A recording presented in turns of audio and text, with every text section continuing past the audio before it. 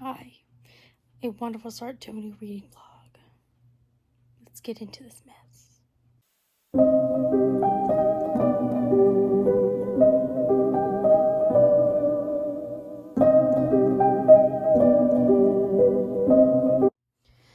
Okay, so, I'm reading this. It is called The Lords of Pain, or the Royals of Wars. It's a Lord's book. And, I was requested to read it by a coworker of mine. And, as you know, at the end of my blog that you would have seen possibly, I got a cortisone shot in my shoulder. My right's been flaring up because, sitting at a desk 8 hours a day, not having much movement sucks. And you get a thing called a shoulder impingement. We're dealing with that. So I'm on a heating pad to see if that helps because my husband forced me to do it. Anyway, so we're doing that. And I'm on page of this book 72 and 73, and not a whole lot has been going on. I mean, obviously there's some secrets that this girl is holding. I mean, she has a stalker because she was a sugar baby. I mean, go off, girl, you do you. And her stepbrother and her friends violated her. And this book is heavily just consent, not consent throughout the whole thing, but it's threw me off. Like, that was the very first thing that happened is that. So that's what threw me off really bad about that. So, kind of comparing it to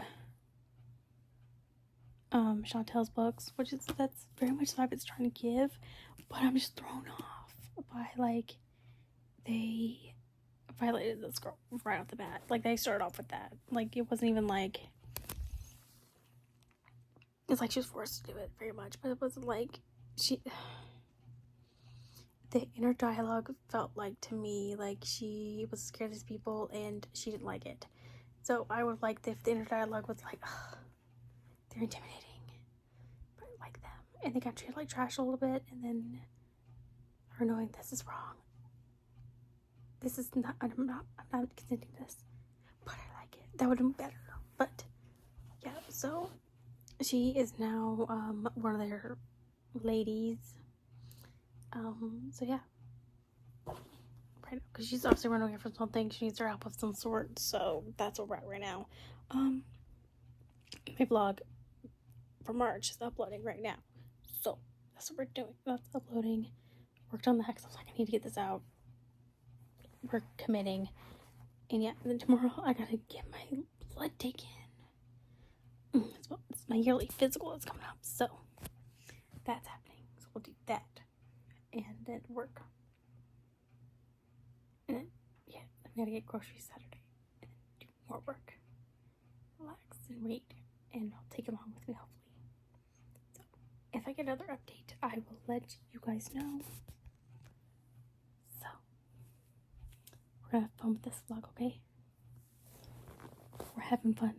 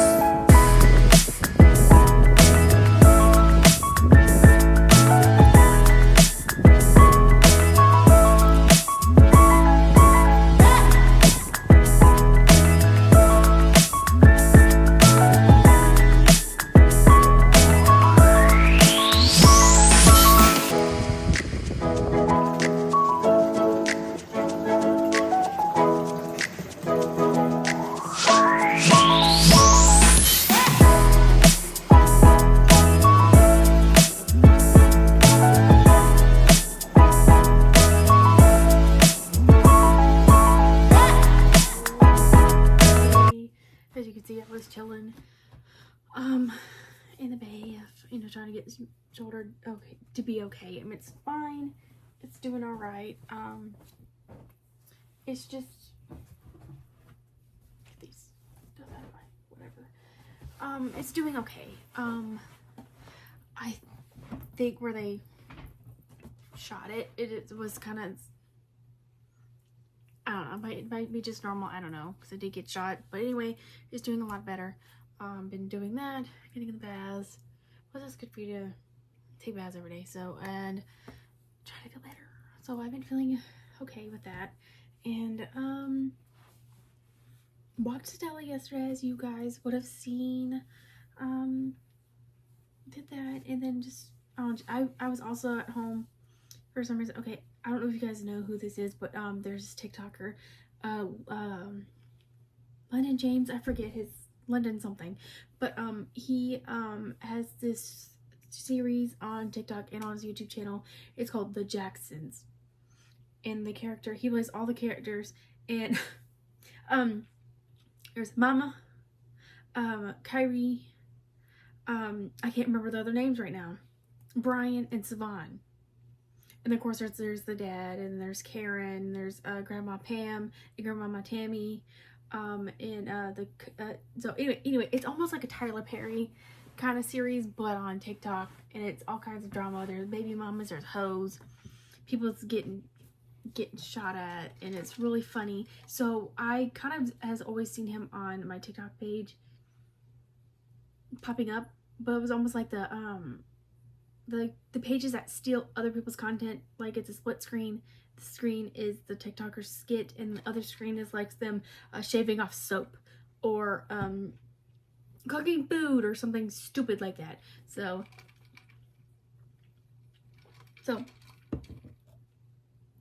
I looked into it.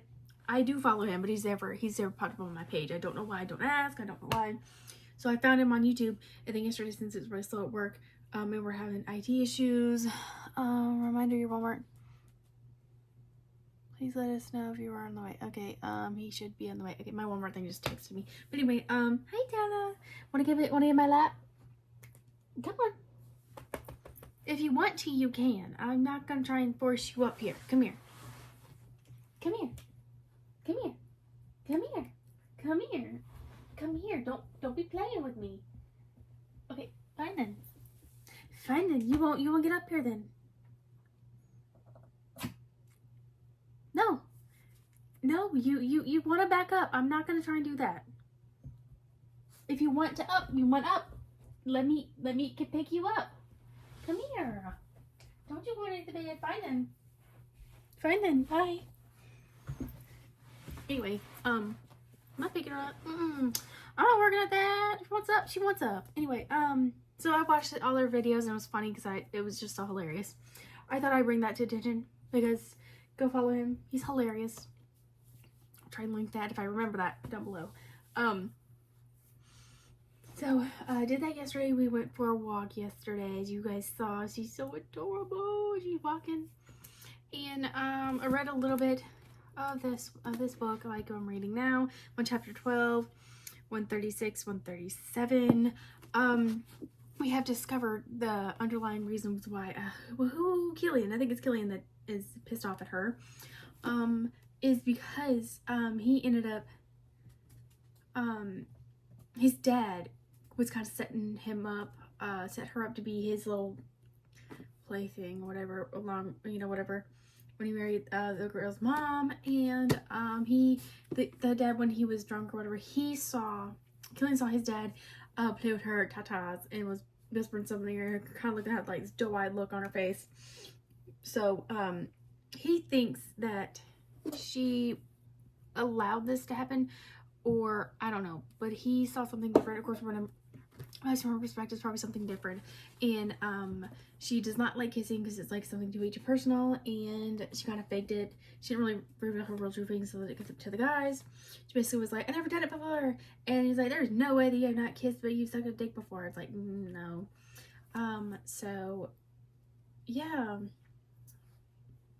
there's that issue, and they kind of had to make her practice with that. One of the guys, I think Tristan, he's weird about food. He wants like the whole meats, whole grain. Oh, come here. Come here. Finding. I got you. Don't get my toes. Stop getting my toes. She's a toe monster. Anyway, so there's more to that story. And Ted's a stalker, so there's more to that story too. And the guys don't know about that. And is it Wrath? I think it's Wrath.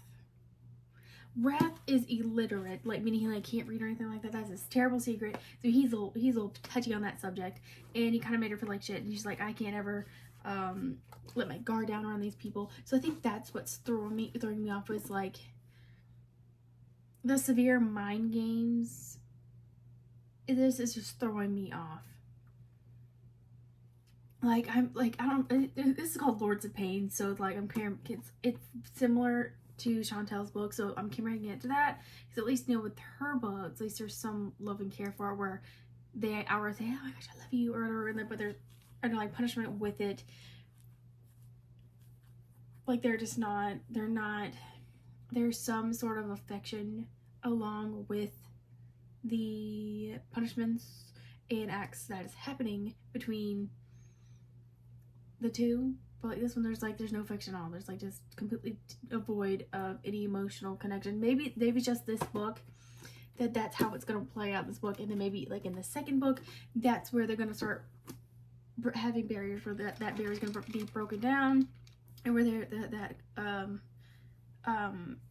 tenderness, loving connection will pop in and stuff. So we'll realize, this is why we act this way, blah.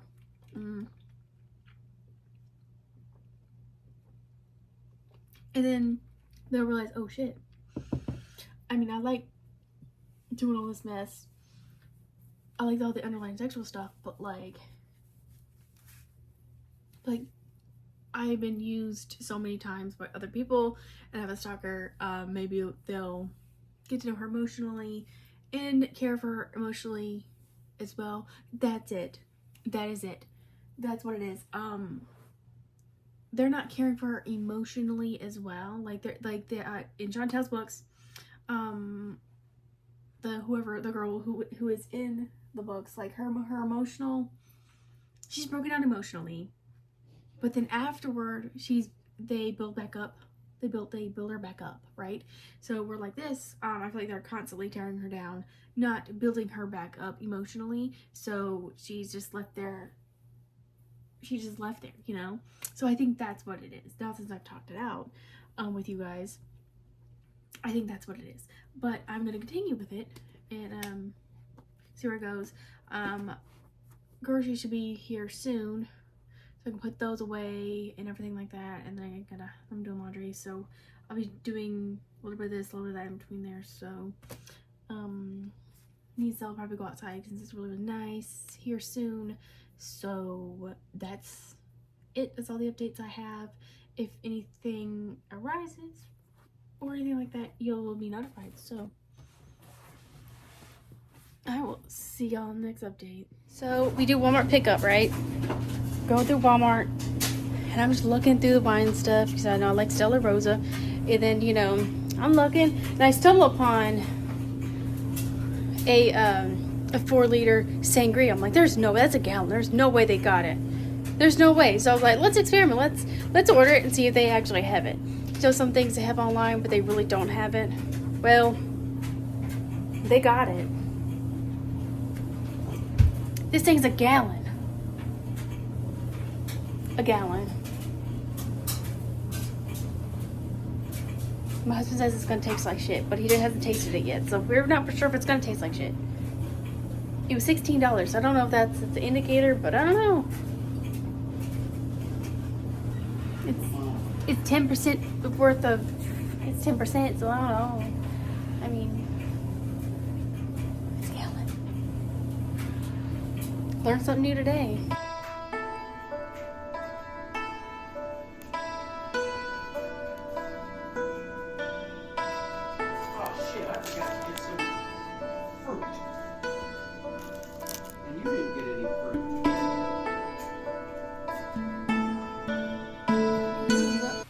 Another update. So a little bit of an update. So, I'm on 170, 171. So on this, basically it got to a point where, I think Tristan, I think he's kind of recognizing, ooh, there's a lot more going on with Story and everything like that. And, I think he's gonna be the more sympathetic one out of all this. So they actually had a kind of a conversation of what they did in their becoming lords, and because she was just cornered by some freshmen, and of course he was there, he helped her out and all that good stuff. And he explained what happened on their attempt to try and take a lady in their year, and they kind of got their ass whooped when they got in living in the house their sophomore year. So he explained all that, and then he went her to go get a sweater. I think he's gonna be the more kinder one in all of them, because he's kind of he's all about the rules, but he also sees through. He's also the one who also admitted who put his pickle in her mouth at the start of this book. Okay, so which is a little surprising. And I guess not him, Killian took two bitches upstairs because I guess it's a ritual to do screw two blonde bitches. I don't know. Did that, and she was kind of listening in at the door. She was told to go upstairs to go get a sweater. You know, you're okay, go get a sweater, it's cold. And then things were not working out as well because Killian's weren't into Story. And they had a little confrontation. He pinned her on the ground and stuck his pickle in between her cherries and whatever, forcibly. But I know, of course, it's consent, not non-consent. So it was she was uncomfortable. She didn't like it, but she went through it anyway because she was like, I kind of like, she was feeling some things. Her body was feeling things that you would think that her body wouldn't be feeling, but whatever. And then so eventually Tristan kind of finds this out, and he you can kind of tell that he's seeing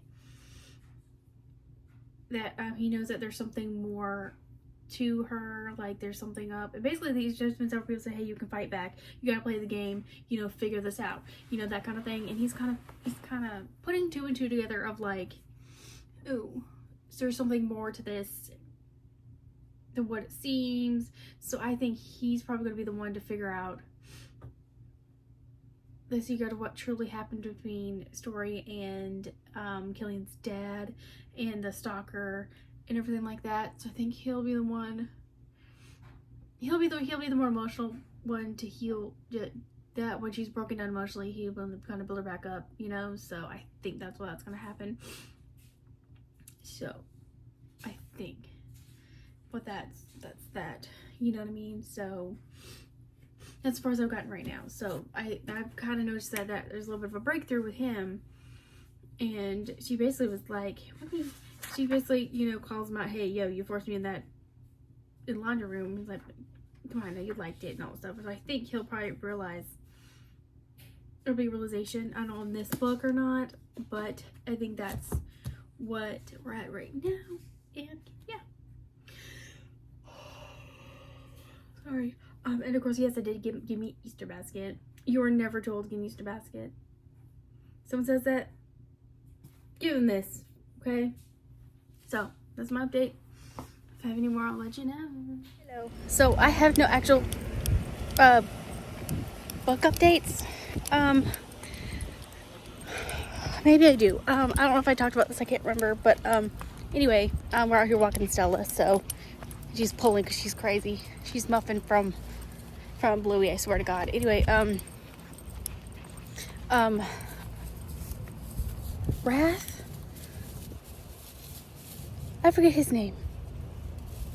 He did his thing by cornering her in the hallway, all over her, and oh yeah, I did talk to you about that. So we got to that part, and we got to where Tristan confronted him about it, and they had a little talk about it. Anyway, that's it, and I stopped. And I'm watching YouTube with my husband and all that for the rest of the night. And then today I filmed 3 videos. So I did my autobiographies, books, like the audiographies I've gotten. So I did that, and then I did my Vanderpump Rules books. So all of my Vanderpump Rules related books that the cast has came out with, that I've gotten over the years of me watching the show since I watched it, and then did a little sit down video of my thoughts and reviews on Lala Kent's Give Me Lala, the book that I've read several times. So I did those, I didn't upload them, but I scheduled them to upload on different, like a week after each other. So I have like at least 3-4 videos that are just sitting there waiting to get uploaded. So that's good. So I was very, very productive on filming today. So I did all those, did thumbnails, and I did a video that you guys will see very, very soon of what's on my Kindle. And I quickly realized that putting pictures in your video, like where you're talking about, hey, I've got this book, and it pops up on the screen right here, that gets very tedious and old very quickly. So I don't know how these people be doing that. So we did that, and it was a lot. So yeah, that got very, very quickly since I didn't realize how many ebooks I had plus audiobooks. So I'm like my outside person. Hey.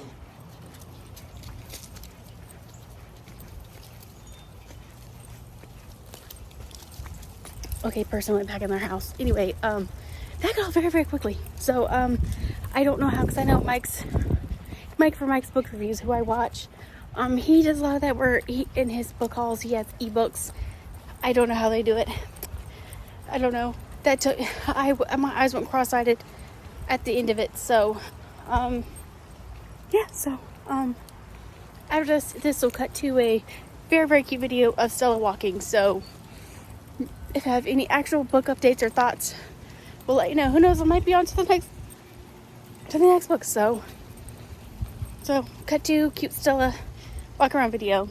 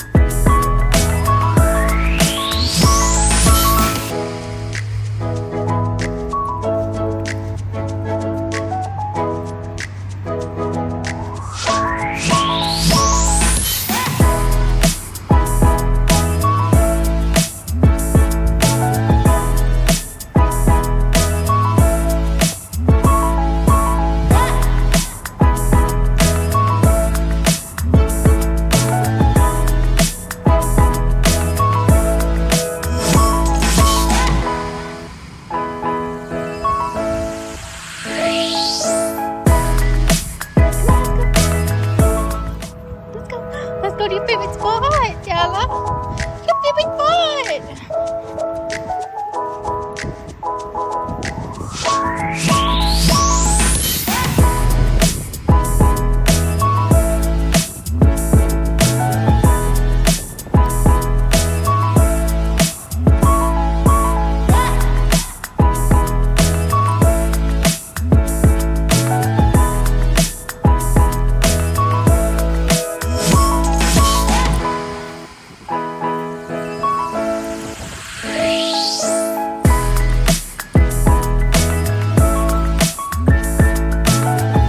So I'm here. I look weird. Just got out of the bath to settle the shoulders down. So they're okay. It's fine, whatever. So I forget where I last updated you guys, but I finished Lords of Pain, make sure I'm on the right one. Finished this, already started on the second one this morning. These thoughts, maybe, not in order. I think where I last left you was how,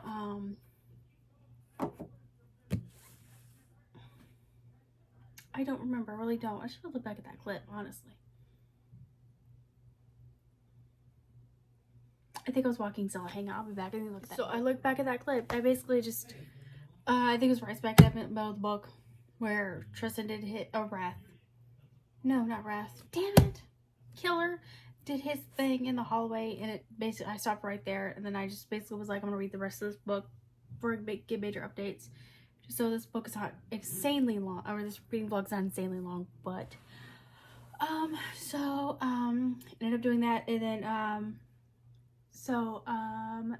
Story ended up getting punished for that, for something. What did she get punished for? Oh yeah. She, oh god, I can't even think right now because I read this and I got something on my other brain, my other thoughts. So she spent some time with Wrath and Tristan. They get a little close, and then at some point in the storyline, they go and see their parents. Oh, that's what happened. Okay, there we go. So she goes, sees their parents and all that stuff, and with Tristan, with Killer, and you know, she's in the old bedroom and they're talking all that stuff, and they kiss, and then of course they're going through their old mail, and there is a mail envelope box that has undies in it, has a little note, and it's from Ted, but it's like the clothing that they have bought for Story, and the killer is convinced, oh, she's been cheating on us, blah blah blah, and then he goes on a warpath of figuring out if she's a liar or not, and then he ends up punishing her in front of the whole frat, and then ends up making her go down on him in front of the whole entire frat. So it's like 40 plus people, and of course some people are filming and stuff, but Tristan and Wrath did not approve of this. They're like, we don't like this shit, and then ends up doing that, but he ends up winning the game because of that, and because they have a score going on of who wins, they get to take our V card, whatever. And the next day, Killer goes on his war page of breaking everybody's phones. We don't know why. We just think that he's just trying to figure out who it is that's trying to fuck with us or whatever. And Story ends up hanging out with some of the other girls, and she ends up getting kidnapped by the other sorority dudes within the university that they're at. And it just happens that Killer knew what was going on, and he ends up busting through there, saving her and all that stuff, because they were going to take her V card, because she ended up disclosing that to one of the girls just randomly, because she was like, she's her friend or whatever. She kind of disclosed that, kind of get it out, you know, whatever. And that happens, and he ends up saving her in that aspect. And then what happens after that? He does that, and my brain is blanking because it's late at night, and my brain is I knew I should have wrote these down. I knew I should have, but oh,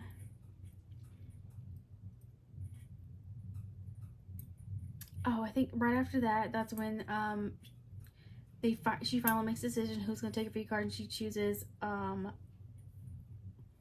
Killer, because there's no emotional attachment there with them two. So ends up doing it. She sends an email to of the evidence to Ted, and then Ted gets it, and then we actually get an epilogue of him, and he actually ends up shooting a realtor that he was meeting up with at the end of vlogs. He's pissed off, And that's basically what happened. And also, Story finds out that there's a scoreboard going on. There's a game between the whole time, and she's like, the whole time, there was a. So she is going to do something to get her revenge on them because she's like, oh fuck this shit. So I'm trying to make sure I'm not getting this book confused with the other book right now. And I think that's pretty much what all happened. I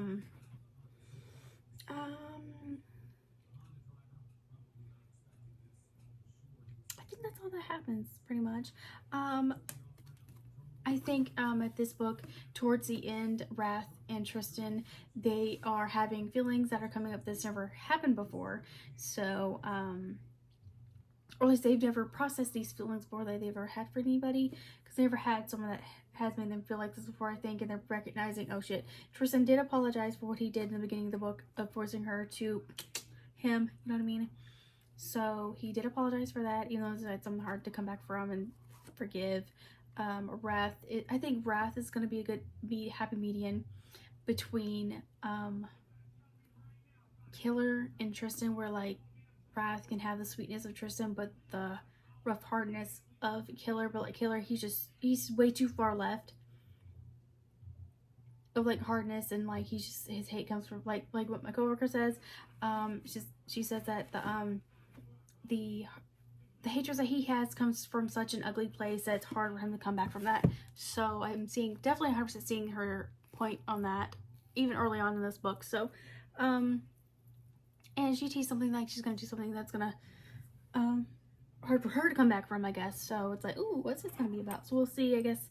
I don't know if it's gonna be this third book or second or third book, but, there is that. So I do like how they're both like and Tristan, I believe, in the book actually points out what I pointed out earlier before, is that, you know, all you do is bring her down. You never are there to bring her back up, and that's what we do. We've been bringing her back up after you, but also when they punish her, tear her down, or anything like that, they always bring her back up from that, so she's not just down all the time. So there's that, which I love. So I think that's right off the bat at the beginning of the book, like there wasn't the happy median, just that balance of bringing her down but also bringing it back up. Like, excuse me, that's what in the Lord series and Chantel's book, that's what they do all the time, where like they balance it out with bringing her back up in some sort of way. So that is this for book 1. I enjoyed it. Threw me off for a good 20% of it, but then it kind of brought me back in and unthrew me off. So there's that. And oh dang, book 3 is a chunker. Oh my god. Oh my gosh, that thing's almost like a 5.5.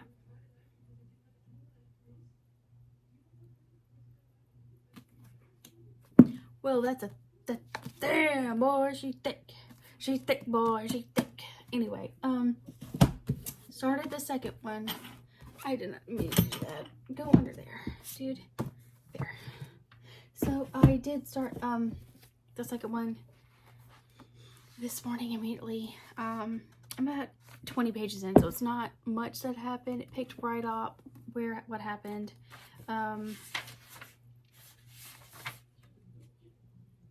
I'm not 20 pages in, I'm sorry. I'm a little more than 20 pages. I'm audio booking this stuff. So basically, not really much happened. She's went to school and she's been staying away from the bitches. But I guess I can't remember Killer's name. That's how much he's been irritating me that I just can't his name is out of my brain, because it's just like I can't really, he's a little annoying at this point because of how he acts. He's just so the way that you act, man. The way you act, man. How do you not see what you're doing is wrong? Just the way you act. If you know that TikTok sound, let me know. But anyway, away from that, yes, Stella's barking. Probably at the door as her shadow. Wasn't that fun? And Killer. Again, can't think of this man's name. he has forced her to sleep in his bed and all that shit, and it's very, very cold, and like he says, he sticks to his spot. But then she was having a little spicy dream, and then he just takes it upon himself to, you know, have a little good old fun time with her while she's sleeping. And I'm like, really, dude? Really? And so I think I was at the point right now where her and Tristan were sharing a little lunch together, and they were just, you know, because she wants payback on the dudes who kidnapped her and shit. And he's like, you know, we can do some little revenge, you know, it's okay. So I think he's one who knows her the most because he pays more attention. So liking that. If I think of anything else as of at this point right now, I'll let you know. But it's getting close to my nap time or my bedtime. So that's for that update. My scatterbrained update, because I'm just tired. It's like I worked all day and then doing a little above and beyond things, which is a good thing sometimes, but then sometimes it's like, don't do this today. But then, you know, then I come home, do dinner, then, you know, just tired. It's Thursday, it's about the end of the week, so. And Stella, she's developed this thing with me where she likes to get toes. I think you guys saw it somewhere in my video or whatever, but I'll insert a video after this about with her getting my toes. She's a toe monster. It's all very, very hilarious. And she stalks. You'll see her little face around the corner of the cabinets, like looking at you, like just staring at you, and it's really funny. It's just a little head, and then you go around the corner and she goes her, and it's so cute. So I'll insert that after this clip. So yeah, that's it. Enjoy Stella being a toe monster. Ready to fucking pop. This is what I'm seeing. Oh, here she goes. Here she goes. She's trying to get my toes. See? She's down. Toes. She's in stalk mode. She's like a lion. Here she comes. Watch it. Here she comes.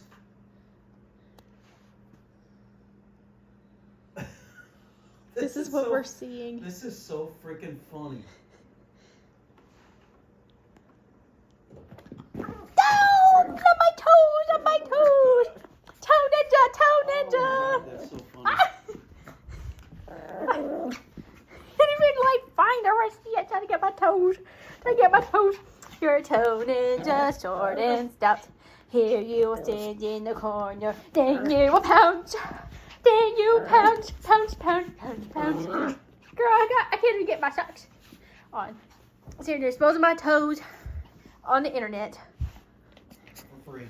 I know, I'm gonna get paid for this shit. So are you gonna reimburse me? Are you gonna reimburse me for all this toe content people are getting? You dingus.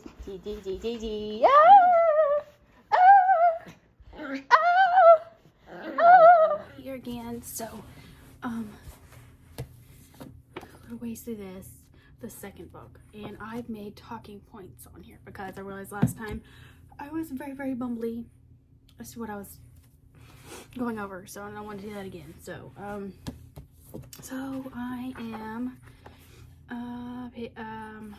this way through it, 138 and 139 pages in, and let's see what notes I wrote in here. Oh, story, setting the car on fire, so that was pretty cool. So let's see.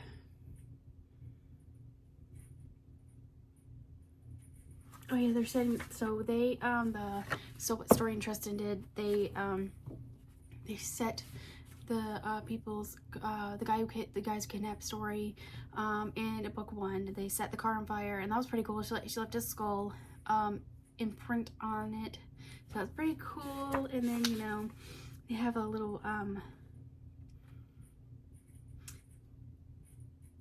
it seems like Tristan and, Story kind of getting a little closer here, and they have like their little cute little moment here, and then she does a little roadhead, and so has her little moment there. And then after that, it seems like she's starting to take notes on the boys' tells of what they like, what they don't like, so she's starting to take notes on them, and so keeping up with that. And go through all that.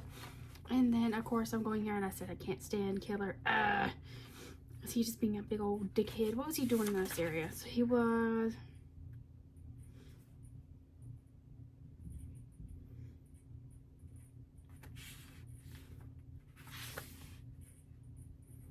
Oh, and basically he's just being a dickhead.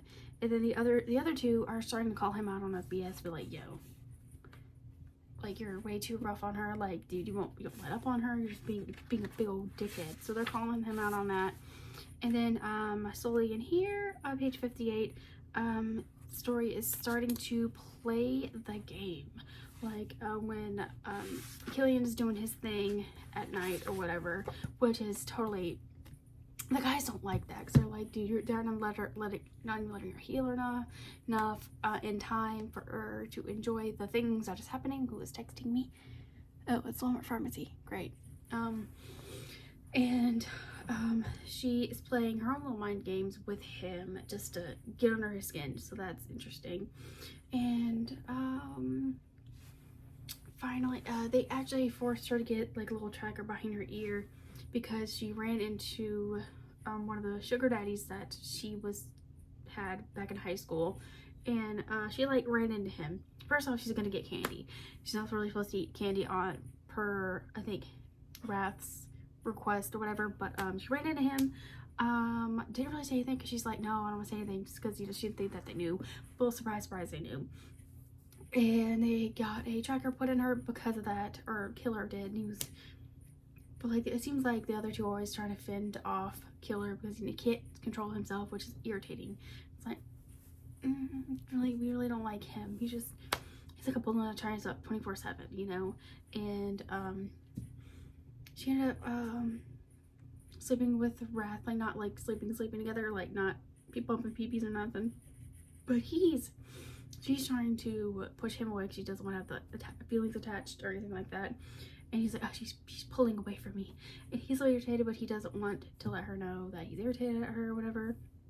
And Tristan's always giving her like little presents, like a car, because she knows she likes fast cars and all that good stuff. Not just because of the money part, but just because of what's underneath the hood. It's exactly what he said. But the way Killer is seeing it, he's seeing it as she's a gold-digging whore, always wanting money because of her mom. I guess it's similar that way. And or the impression that he got from her mom, and him seeing her with her dad, and then her having the sugar baby website. It's kind of, he's got like these he's got a here he has an opinion set on her, which is not what it really is. It's actually the total opposite of it, and he doesn't know that yet. And I hopefully he'll figure that out, and that maybe opinion will change at some point. We won't know at this point, but there's that. And she also got shit-faced because she saw Killer with some two dumb bitches, because he's got this little ritual, and of course she got shit-faced, and then she passed out. And of course he got this weird thing with her sleeping, and I'm like, oh, that's really weird to me, you know, doing stuff while she's sleeping. That's really weird to me.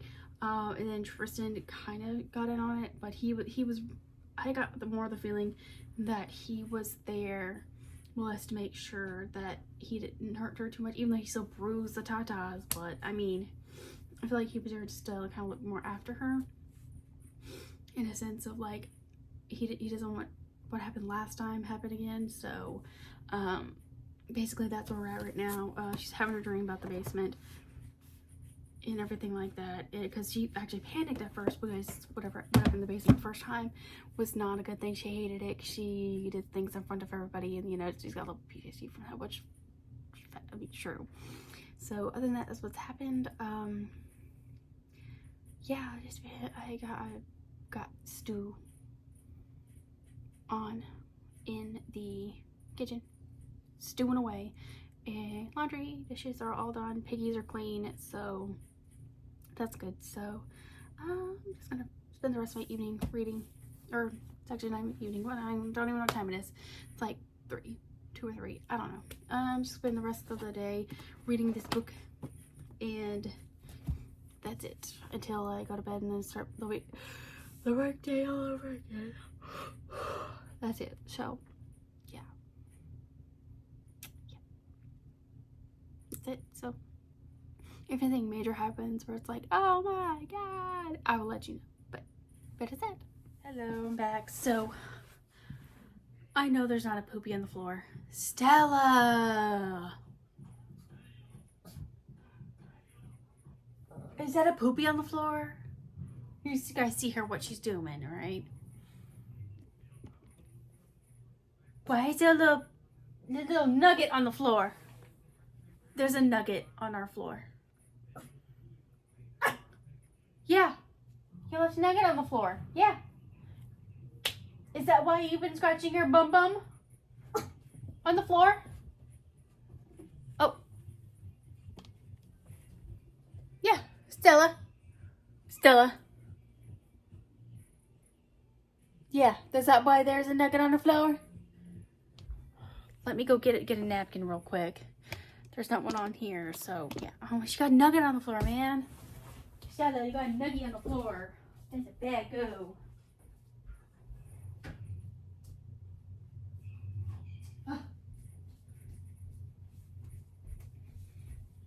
Don't know why she did that. It's a hard nugget. Did it later. Go. She left a nugget on the floor. Yeah, a nugget. Uh-oh. Yeah, did I tell her, Daddy? Yeah, I did. I did tell her, Daddy, that she left a nugget.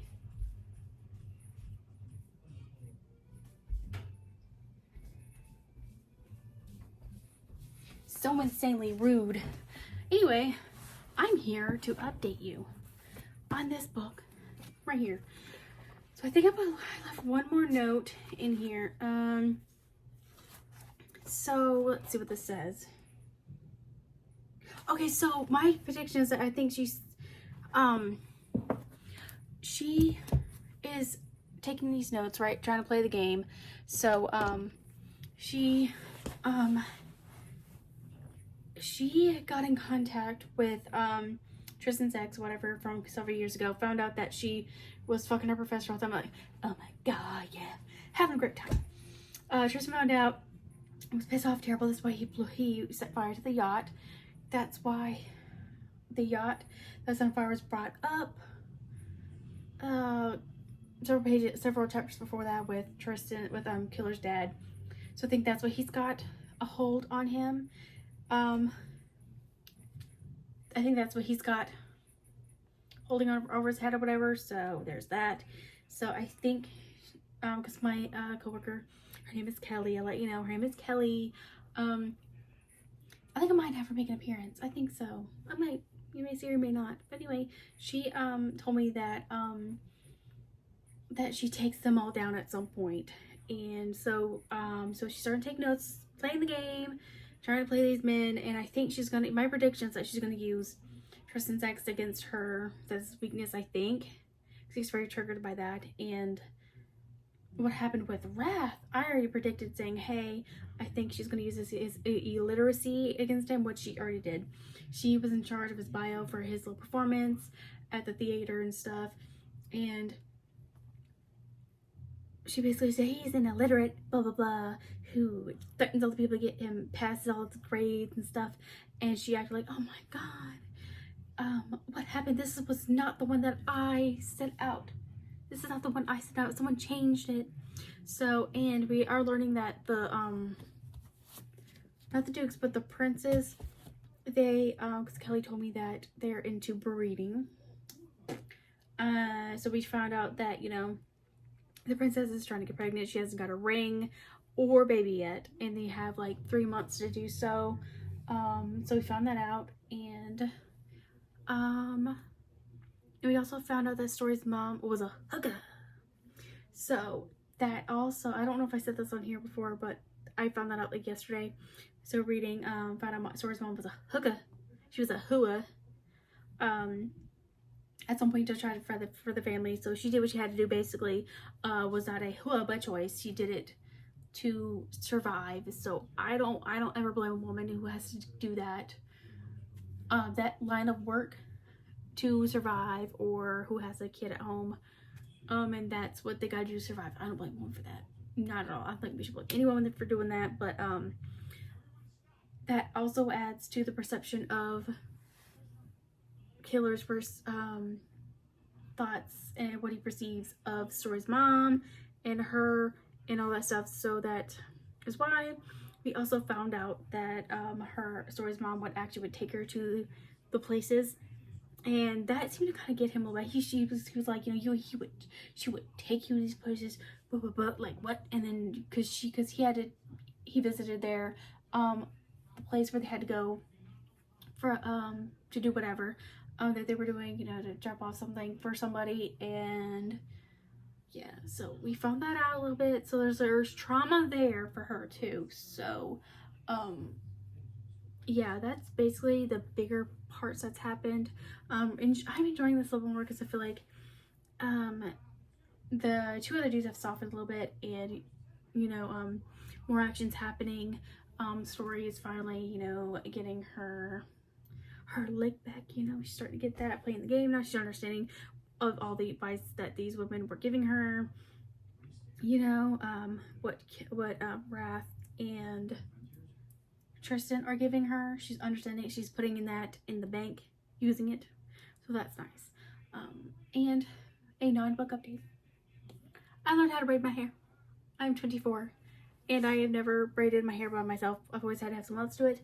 So there was a incident that happened with a I can't think of his name right now because my brain is farting so hard right now. But a native actor who's on the who's on the offshoot of Yellowstone. He was found missing about 5 days. Or he was missing basically. Then they found him, I think, over the weekend. He was killed, unfortunately, and there's a big trend going on, you know, wear braids for him on Monday. Now, all day at work, I didn't really know about it until like late Monday. So I was like, I feel like a strong connection. I feel like a strong sense of I wanted to, you know, braid my hair in some sort of capacity for this young man, because it is shown that Native Americans like myself and so many other people are 10 times more likely to get killed for no reason at all. More others than I think it's about 10 times. I'm not sure, I'm 100% sure about that statistic, but it's a significant amount more than other. It's like right next to African Americans, right, very very close, or for no reason at all, just because of whatever reasons. And a lot of the time they don't get unsolved. So since I am half Native American, as you know now, I felt somewhere in me a deep sense of I want to braid my hair for this man, and I've been doing it basically the rest of this week. So I was like, I want to braid my hair in some sort of capacity, but never knew how to, because I am hand dyslexic. So what if I'm trying to do it with my hands, I just can't get it together. I don't know what's up. My brain can't compute. So I went on TikTok because I feel like, you know, they're really easy stuff, because I watched a whole YouTube video. I just looked up braiding hair hacks, and I found one. It's basically, you know, where if you're doing two separates, like what I did, is basically you split this in two. Have two, clip those off with hair ties, and then you pull down this one hair tie, split that in half, push it through. So you are literally pushing the hair through. The other half of the hair, I don't know if that makes sense, but I learned this hack to actually braid my hair. So as I was watching this, I actually learned how to braid my hair in a hack. So I wore this for this kind of braid for the rest of the night, and I've been wearing my hair in a side braid for the rest of the week to, you know, represent him. I'm gonna look up his name real quick so you guys know who he is. Ow, hit my knee. Okay, the actor's name was Cole Brings Plenty. So I guess his dad was one of the actors of Yellowstone. He was starring in the offshoot of Yellowstone. So take the time to look into him. His name is Cole Brings Plenty. He's the actor that was missing for a little while, and then found he was dead, and it was a murder. So that is the guy that we're wearing braids for. So that popped up Monday, and then my friend, she asked me, "Are you wearing braids?" And I was like, or I actually misread that. I misread saying, did you braid your hair today?" I'm like, "I don't know." And she gave me a screenshot from Snapchat, but I was clocking into work, and of course, I was so busy doing work stuff that I didn't realize after work that, oh, this is actually like a big thing. Um, like, so, once I was interacting with that on TikTok, I got a native talk, with celebrating him. We're trying to bring awareness of him and him going missing, and see, that's when, I should have a thought. This is gonna get real deep, okay? With things like this and stuff, my biological father, he was a full Wakmasuan, which that's what the tribe I'm part of here in Wilmington, in North Carolina, because that's where I'm from. So I should put photos up here. So I'm gonna do, like, after we put them up here, so learn how to do that. He actually was a dancer in the powwows and like stuff. He would do that, and it's still, as far as I know, it's still talked to this day. He inspired a lot of people to, dance in the powwows and stuff. So at least around here, it wasn't as popular as it is now, because it was very much like hushed on or whatever. So it's like, I don't know. At that time, he would travel to different places to dance, and my mom would actually go with him to go dancing and stuff. So this was before he got into his alcoholism, got into the wreck where he couldn't dance anymore, and he went down that dark hole. So and then he got my mom. My mom always had a disease too. She was into the drugs and the alcohol. So they both were had their own diseases with alcohol and drugs. So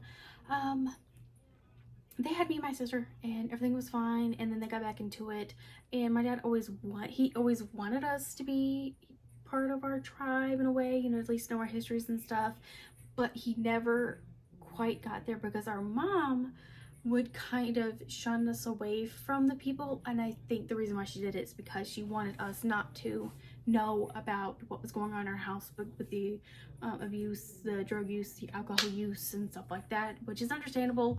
Like, she wanted to keep it hush hush because you're deep in your addiction. You don't know what to do. I mean, it's her. She had a disease. She had her own demons. She didn't, especially at where we're at, and at the time where that we're at, there was no help. She didn't know how to ask for help, and we didn't know how to get her help. So, I mean, you can't blame her, but at this point, I'm at the trying to forgive them people, but it's kind of hard to forgive these people when they're passed away. You don't get the answers that you have. You can't send them down anymore because they're passed away, because they let their disease run them to the ground 6 feet under. So you can't sit them down and ask them, say, "Hey, why did you happen? Like, explain this to me.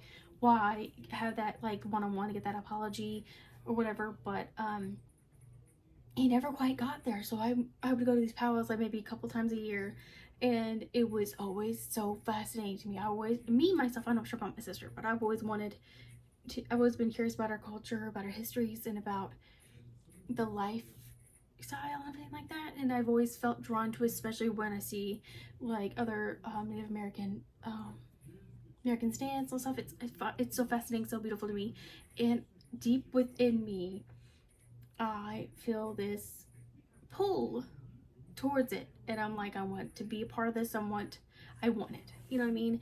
So, and then we got adopted by my mother's parents, her uncle, who's my uncle, her brother.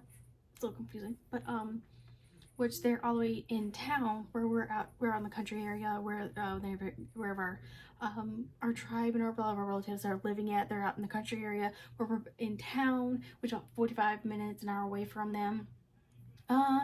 And it just seems like we kind of got cut off from that, not on purpose, but we chose to be with them because it was a safer option to be with us for our own well-being. I mean, we thrived, the best way we could, but it just seems like now trying to get back in and trying to explain my situation, saying, "Hey, I had no choice but to move away from you guys because it was a safer option. I want to learn more about my tribe, more about my culture. I want to be more closely connected to that. And I've contacted like the chief of our tribe, and he didn't really offer much, but I'll pray for you. And I'm like, that's not gonna help me. That's not gonna help me. You're praying for me. It's not. I don't know. And then it's just like, I go to their website and they don't got nothing. It's like you guys don't got anything on there to help educate me or anything like that. I got the books I got, but it's not gonna help me be closer to my tribe. And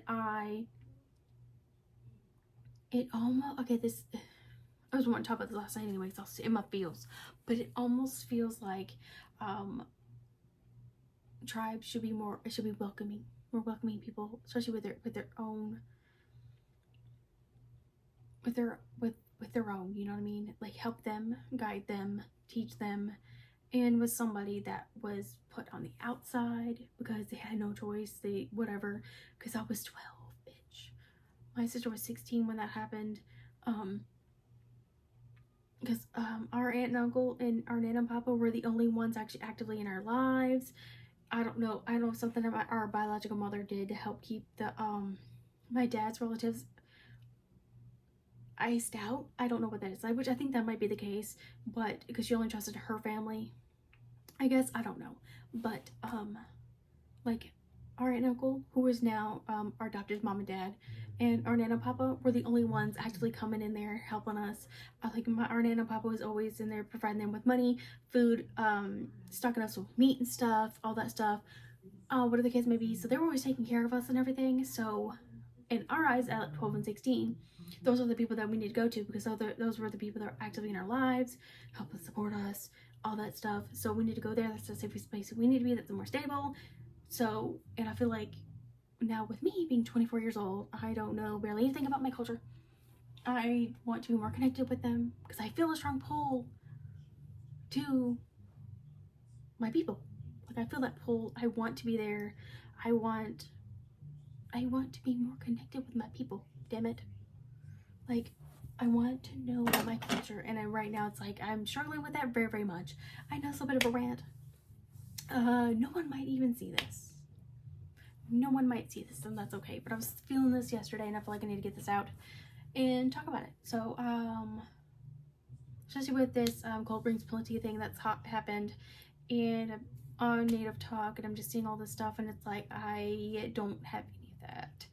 I want even a little bit of piece of it because it's just like I feel something so strong connection to it that I feel the pull in me. You know, I can't explain it. I don't know. If anyone else feels like this, please let me know. If anyone gets this far in this reading vlog, because I know it's about to be like an hour and a half long reading vlog, but that's where I'm at right now. And I think in previous videos I've said, you know, trying to get back into learn about my culture stuff, it seems very daunting at this moment. But I think I've even said I'm getting close to really wanting that. Wanting to really dive deep in it, take the time to do it, and it's getting there right now. I don't know what it is, but it's just a shift. It's just like I like it just sucks. You know, you being 12 years old, you know, you're not knowing, not being taught anything when your parents are supposed to do the right thing, especially with. I want to know how many like Native American kids or children or adults who are in my situation. I feel like that needs to be talked about more with Native American children whose biological parents have passed away. They never told them about their culture. Of course, they were part of the culture, and they kind of talked to you about the culture and stuff like that. They're all big about showing Native pride or whatever, but then they really didn't reflect that by teaching you, showing you the things, you know, getting you in the culture because they were deep in their addictions or something like that. And then they passed away, and then you moved on to a different spot, and now you are just left to kind of pick up the pieces and learn it yourself and figure it out, and you don't know where to go.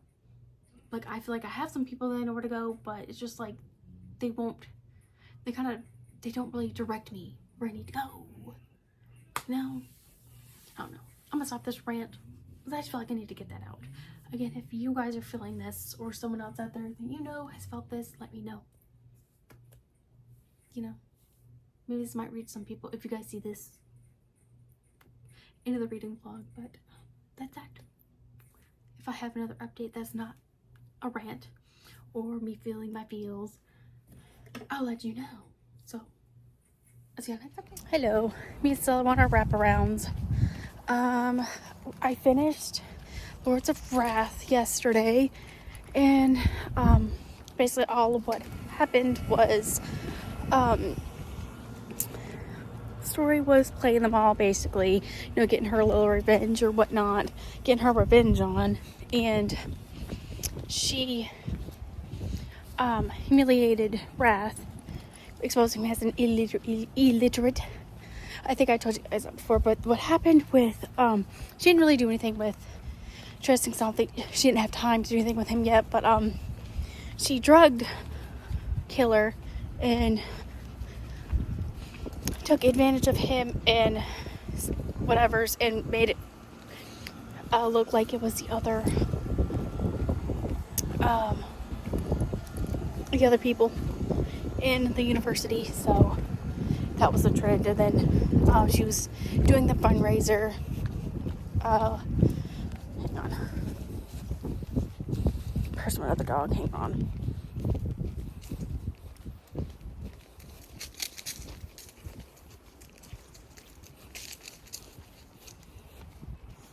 Oh, what you sniffing, Stella?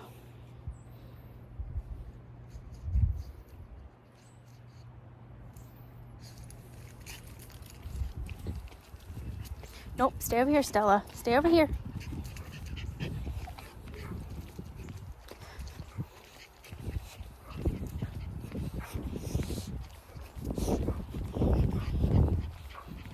Okay, anyway, we're past. So she was doing a fundraiser and she was getting money for the other stand or whatever, and so they all basically find out what they were doing. The one thing that gave away is because when Story was taking advantage of Killer and getting her revenge on with him, the next day she had said one thing: "Big brother." So when she said that to him, like, the next day, it was like, oh, bang, he remembered almost everything. So she had said that one thing, she would have been fine. So they find out, they brand her, and how to say this, they mark her in other fluids and stuff. That's what they do, and someone's watching. Oh, still you went poopy. We gotta pick this up. Hang on. Okay, sorry. Still pooped. And there's also a Karen that's looking at me really weird. Like, I don't care. Still you poopies. So, they mark her in fluids, and she unintentionally likes it. It's still confusing. So, there's that aspect, and of course, this has previously happened with another lady, and of course, they send for her to help her out, get cleaned up, whatever, and later on she contemplates, unaliving herself because it's been a lot on her. And it's finally exposed that Killer saw. So, like, she knows that he had saw what his dad was doing to her, but he didn't ever believe her. He said, "Oh, you saw him molest me, you didn't say anything. Still, you're wrapping me around. Stop it." So later on, that's exposed, and then Ted is emailing her all the what's going on, like a potential of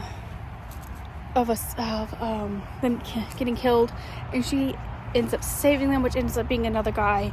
So, like, she shoots the guy who is robbing them, but it ends up being the guy that they saw in the previous chapters, Ugly Nick, and they're very, very confused. And Tristan's family has, like, a little hideaway where they can, if something happens, they have supplies, so they go there, they get healed up, and that's where she tells about Ted and everything that's been going on, and they're like, "Oh my god, what?" And then that's all figured out, and then she's talking, I think, with Killer, I forget who, but she kind of puts 2 and 2 together that Ted is actually his dad, Daniel. So he's been Daniel the whole time, but there's a little confusing part of it. He's gonna sell her or whatever to do whatever. So she was never going to be Killer's woman at all. So what the confusing part is that he was never sending those other emails. Like, it wasn't like someone else has access to the email that they were corresponding to throughout the whole book. So there's another, like, part 2 of Ted, and so she's forced into coercion to do like a live sex show with somebody. She agrees to it, and of course Wrath finds out before that, and he ends up making a deal. We don't know what that deal is, but they do the show together in front of everybody, and Killer shows up. He's still shot and still half out of it, but he shows up, shoots his own dad, makes a statement, and all that stuff, and they get out of there. And what else happens? So he was in the grass just chewing. So they end up leaving, but it's still like a situation where that Daniel's not fully solved yet, and they end up having Story let her go. She goes to leave, and of course they go back home with the guys, and they're sitting there talking, and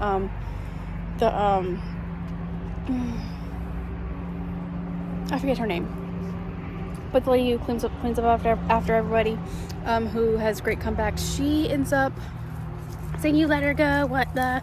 And well, she actually ends up coming back. She ends up making like, she says, we'll stay face in front of everybody else, but I make my own decisions, blah. And they agree to it, and that's basically how that happens. And we don't know who the other half of Ted is, and who is, sending these emails out, who actually sent Ugly Nick to kill the dudes. We don't know who that guy is yet. So I end up, what are you staring at, Stella? You crackhead, come on. So yeah, that's what you get for inhaling things. So I started the 3rd one, Lords of Mercy, and basically she hasn't had sex with anybody yet because she's waiting on her own time. She's went through a lot of fucked up shit. So they have, like, she calls Wrath, and they kind of have like a little phone call thing going on where they do their own things, and he's still getting fucked up every night because he's still not over what happened with him being humiliated, him not getting into the university he wanted to, his scholarship and all that stuff. So that's where I'm about at right now. Hopefully I remembered everything that was because I looked at my notes previously before I went out, but I figured I'd talk outside because I didn't think that you guys wanted me to see me again at my desk chair, because that does kind of get repetitive. But so far that's what's happened. Not really much. I mean, finished it last night, and the 3rd one's pretty good chunker. So yeah, that's right, you're running away. But that's basically what's happened.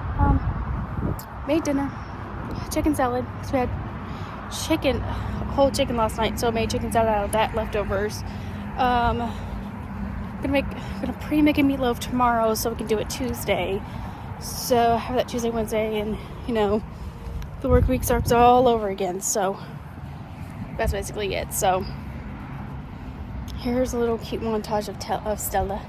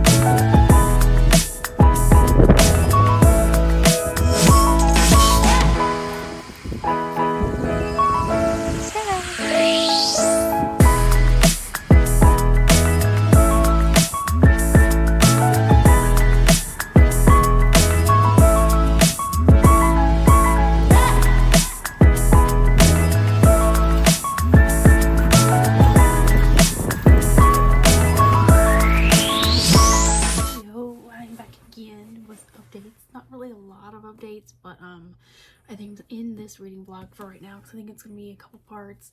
I think I'm gonna read the whole rest of the series because I'm crazy. So this one, the third one of the Lords, 86 and 87. So they had dinner with the stepdad's family, and of course we found out that the mom knows about Story and Wrath's going ons in the pit, but the way the dad presented it was that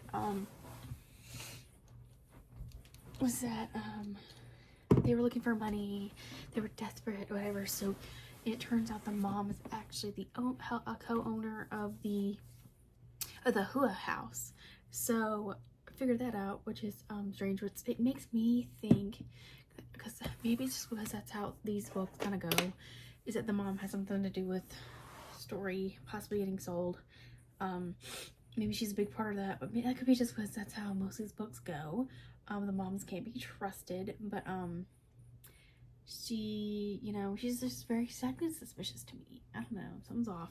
But then Killer Story had a little bit of spicy time in the James's office. So yeah, he knows that they got a camera up in there, so he would see all of it. So it's almost like her taking back what these men has taken from her, which a lot of SA victims they tend to do.